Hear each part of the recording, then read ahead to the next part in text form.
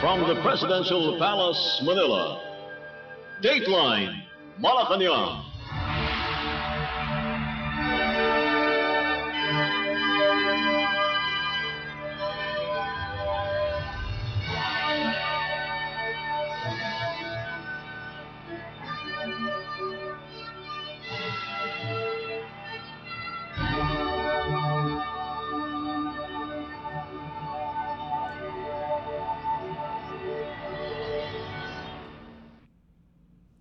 Good day, this is Dateline Malacañang, and here are the news. Philippine President Ferdinand R. Marcos Jr. said the establishment of a modern National Irrigation Administration or NIA command center is vital in collecting accurate data on crops, irrigation projects, and weather.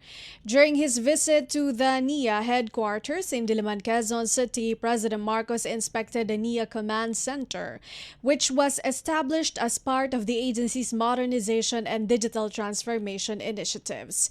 The command center was built to address the growing need for faster access to information, stronger inter-office coordination, and proactive disaster preparation. The NIA command center was constructed in parallel with the modernization of the dam monitoring system, resulting in the development of systematized telemetry over remote monitoring or STORM, a centralized database management system. President Marcos noted that telemetry would facilitate the immediate transmission of information to the command center through satellite-fed monitoring, including satellite-fed weather monitoring. President Marcos expressed optimism that farmers and irrigators would now be able to obtain the right information through better data collection, enabling them to protect their crops as well as their communities. Kaugnay nito, malaking tulong ang hatid ng mas modernong command center ng NIA na ating titignan mamaya. Noon, mano-mano at mabagal ang pagkuha ng mga datos. Kapag may problema sa dam o daluyan ng tubig, kailangan pang mag-antay ng ulat kung anuman ang kalagayan ng tubig. Minsan, nalalaman lang kapag nasira na ang pananim. Ngayon, binago natin ang sistema. Sa loob ng command center, real-time, ibig sabihin kung habang nangyayari, ay mababantayan ang kalagayan ng mga dam, ang level ng tubig at ang galaw ng panahon. Mas maaga ngayon nating natutukoy kung kailan magpapakawala ng tubig, kailan dapat maging handa sa pagbaha, at kailan dapat magbigay ng babala sa ating mga komunidad na magiging apektado. Sa tulong ng mga makabagong teknolohiya, tulad ng AI-based, Artificial Intelligence-based crop monitoring, at yung tinatawag na Smart Weather Forecasting Systems, mas natitiyak tayo na nakabatay sa tamang datos ang ating mga proyekto para sa mga sakahan at irigasyon. Anumang makabagong teknolohiya ang ating ilunsad, nananatiling nakasalalay ang lakas ng sektor ng agrikultura sa ating mga magsasaka. Philippine President Ferdinand R. Marcos Jr. Dateline Malacañang. Philippine President Ferdinand R. Marcos Jr. said more than 63 billion pesos has been allocated for programs aimed at developing the country's irrigation system and advancing agricultural productivity. During the 2026 National Irrigation Administration or NIA National Confederation of Irrigators Associations or NCIA General Assembly, President Marcos cited the many challenges faced by the agriculture sector, including climate change, rising production costs, and natural disasters. President Marcos acknowledged that inefficient and damaged irrigation systems could delay the planting schedule and cause instability in farmers' income. President Marcos said the fund earmarked for nationwide irrigation programs would be used to rehabilitate old facilities, repair damaged canals and irrigation systems, and expand irrigation coverage areas. He also noted that close monitoring and intensified efforts led to the early completion of the rehabilitation of the Talavera River Super Diversion Canal siphon in Nueva Ecija. The rehabilitation project was completed on February 1, a month ahead of the target completion date. The General Assembly serves as a platform for dialogue, collaboration, and alignment of programs between the Government and Irrigators Association in line with the administration's strong commitment to food security, irrigation modernization, and farmer empowerment. Naniniwala ako na ang mga pulisiya ng gobyerno ay mas magiging epektibo kapag ito'y nakaayon sa mga pangangailangan ng mga taong aming pinaglilingkuran. Kaya po iyon ang ating mga magsasaka at ang ating mga irrigator. Alam natin lahat na matyaga, maparaan at magaling ang mga ating magsasaka. Ngunit kailangan nitong sabayan ng malinaw na plano at tuloy-tuloy na suporta mula naman sa pamahalaan. Maraming hamon hinaharap ng ating sektor ng agrikultura. Nariyan ang pagbabago ng klima, ang pagtaas ng presyo ng produksyon at mga suliranin dulot ng kalamidad. Ilang bagyo at tagtuyot ang nating pinagdaanan na. Tuwing kulang ang patubig o sira ang irigasyon, naantala ang pagtatanim at bumababa ang inyong kita. Batid ko din na lagpas 30% pa ng mga irrigable land ang kailangan pa natin malagyan ng patubig. Kaya't nananatiling malinaw ang prioridad nitong administrasyon. Patatagin ang produksyon ng pagkain, itaguyod ang kapakanan ng bawat magsasaka at palawakin ang irigasyon sa buong bansa. Philippine President Ferdinand R. Marcos Jr. Dateline Malacañang. Philippine President Ferdinand R. Marcos Jr. said small farmers in the Philippines are expected to increase income and market access through expanded contract farming, local processing, and cooperative consolidation. During an open forum after the 2026 National Irrigation Administration or NIA, National Confederation of Irrigators Association General Assembly at the NIA headquarters in Diliman, Quezon City, President Marcos said the plan would enable the proper management of crops and facilitate the efficient operation of mechanized equipment. He said the national government would provide infrastructure development and technical help, adding that executive actions are being taken to strengthen support for irrigation systems while awaiting possible changes to existing laws.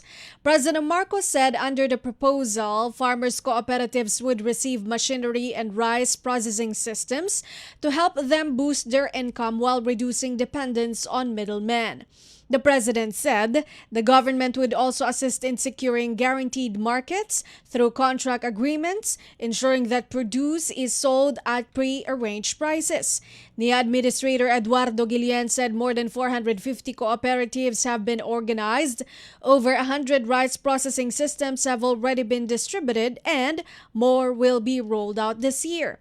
President Marcos said the integrated approach, which combines timely inputs, stronger irrigation support, and expanded contract farming, would lower production costs, increase farmers' earnings, and contribute to long-term food security. President Marcos also emphasized efforts to set up seedling production facilities in different regions to help avoid over-centralization and ensure that suitable crop varieties are delivered based on the season and local conditions. Kaya't nabuhay ang contract farming. Dati, ang contract farming lang doon sa mga malalaki, mga San Miguel na talagang maraming binibili. Ngayon, ang ginawa natin ay contract farming.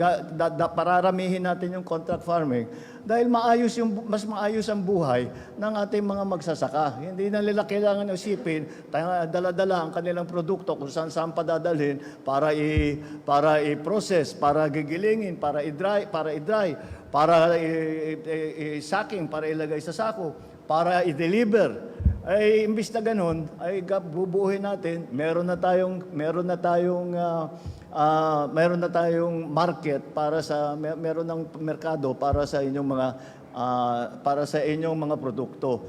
Kaya pararamihin po natin yung contract farming dahil sa aming naging karanasan ay napakaganda ang naging resulta. at mas maganda ang ani natin, mas bababa ang production cost natin, ang value added doon mula sa palay hanggang halimbawa sa bigas, mula sa palay hanggang sa bigas, naiiwan lahat 'yun doon sa farmer, doon sa kooperatiba, doon sa irrigators association. Tapos mas malaki ngayon ang kinikita, mas malaki ang profit margin kung tawagin. Yung kung ano yung ginastos mo, ano yung kinita mo, mas lalaki yun. Dahil sa inyo lahat pupunta yun. Diretso na kayo sa market. Wala nang middleman, wala nang trader. Philippine President Ferdinand R. Marcos Jr. Dateline Malacañang.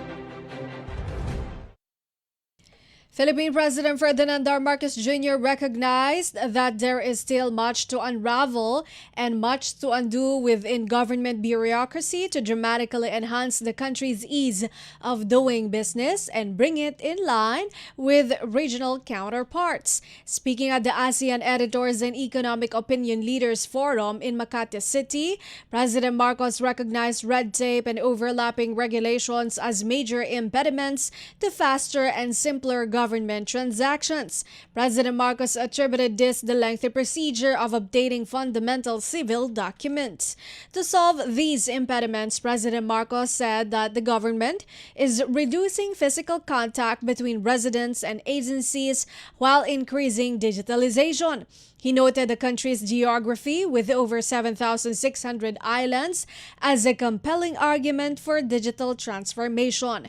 President Marcos emphasized the launch of the eGov application, which enables residents to interact with various government institutions online. He noted that around 70% of personal IDs are now digital, with the other 30% being physical IDs favored by some residents. President Marcos recognized that the Philippines continues to lag behind some of its ASEAN counterparts in terms of streamlining business operations. He said that the quantity of signatures or forms required to create a new corporation is ridiculous and crazy. However, President Marcos acknowledged that changing the system would take time. He cited knee-jerk reactions in laws that result in extra layers of checks and balances, some of which overlap or contradict each other. This, he noted, makes civil officials afraid to act for fear of breaching obscure or out-of-date regulations. President Marcos said that the administration is making progress, but noted that the pace is slower than expected. The bureaucracy is a very, I think I characterize it as being akin to one of these very large tankers where you turn the wheel and it takes, 10 kilometers for it to actually start moving. And my experience has been a government bureaucracy is very much like that. And so it's much of the frustration comes from an impatience. Can we not move this faster? Can we not move this? Can we not get this done much more quickly? And so that is part of the structural changes that we're talking about. The structural changes that we are trying to make in terms of the way government works, but also in being able to respond more quickly to that wheel. When we turn the wheel, let's just say we have decided to change direction or take on a new policy, how to be able to adjust much more quickly than we are able to adjust now. So it's a very interesting problem. It's a difficult problem, but it's an important thing that we have to do, and I think we are beginning to be met with some success. Philippine President Ferdinand R. Marcos Jr. Dateline Malacañang. Philippine President Ferdinand R. Marcos Jr. announced that the country is strengthening economic links with non-traditional suppliers and non-traditional investors as part of measures to boost stability and resilience in the face of global turbulence. Speaking at the ASEAN Editors and Economic Opinion Leaders Forum in Makati, President Marcos said that the country must go beyond its resilience on existing markets. He explained that these are countries that the Philippines has not previously dealt with, often due to physical distance. President Marcos emphasized increased interaction with the European Union, both as an economic group and in bilateral discussions with individual member nations. The president also said that Latin America presents a great opportunity. President Marcos went on to say that Canada has now become one of our strongest partners and France will be one of our strongest partners. President Marcos said that diversifying relationships is part of a larger plan to maintain stability in a turbulent global environment characterized by geopolitical upheavals and economic shocks. He said that investors look for stability and vision. The chief executive said that these initiatives are part of the structural improvements being pursued by his government to make governance more responsive and nimble in the face of global uncertainty. We in the Philippines have really been dependent on traditional or established markets, investors, and that has had to change. And the change is that we then go to first we do business in a different way in the world today. So must the Philippines, and those are the changes that we are trying to do. Secondly, we need to go out into the world a great deal more. For example, what I describe it as that we have to engage non-traditional suppliers, non-traditional investors to be part of the Philippine economy. And when I say non-traditional, what I mean by non-traditional is non-traditional to the Philippines. The countries that we have not really traded with before, areas, regions that we have not really engaged before. And sometimes the reason that we haven't done that is simply because of physical distance. We are now talking a great deal more to the EU, but as a trading bloc. But also we are doing a lot bilaterally with the different countries that are EU members. Latin America also presents a great opportunity, and we are trying to engage as well, considering that there is such great commonality between the Philippines and the Latin American countries. I often describe the Philippines as the only Latin country in Asia. And I think that is to our benefit. And we should take advantage of that and we should build on that. President Ferdinand R. Marcos Jr. Dateline Malacañang. Philippine President Ferdinand R. Marcos Jr. reaffirmed the country's commitment to ASEAN centrality, emphasizing that the regional bloc must work together to restore its place as a global economic driver. Speaking at the ASEAN Editors and Economic Opinion Leaders Forum in Makati City, President Marcos reminded that the region last attained its global economic peak in 2019 and emphasized that member states share the desire to reclaim that role.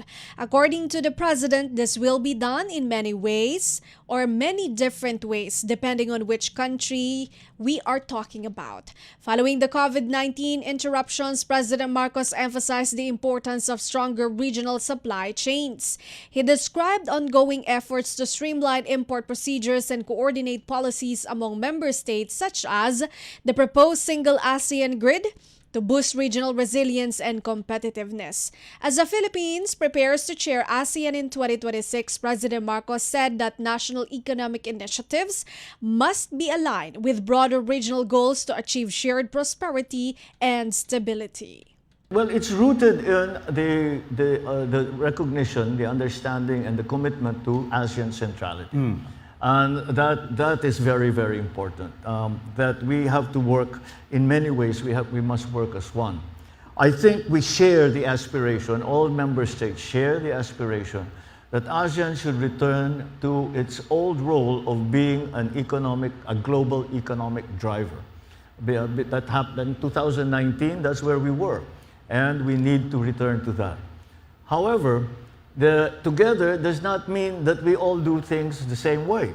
We all have different conditions. We all are economically different. They're just population. Just look at our populations. Our populations are so different.